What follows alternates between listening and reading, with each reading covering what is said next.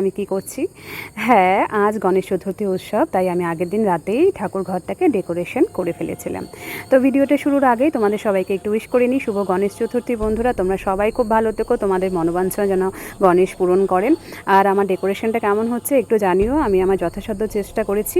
আর জানো তো বন্ধুরা, মানে প্রতি বছর কিন্তু গণেশ চতুর্থী উৎসবে আমি নিজের হাতে লাড্ডু গণেশকে কিন্তু সম্প্রদান করি।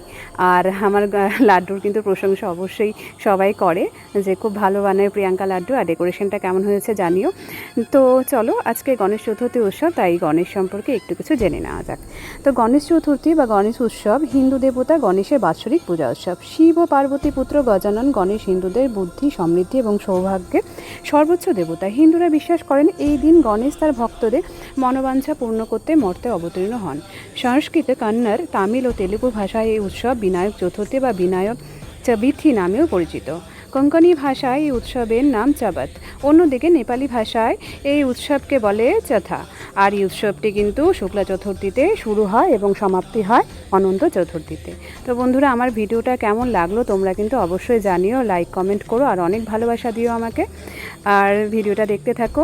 শুভ গণেশ চতুর্থী আবারও বললাম সবাইকে। সবাই খুব ভালো থাকো, গণেশ যেন সবার মনোবাঞ্ছা পূর্ণ করেন।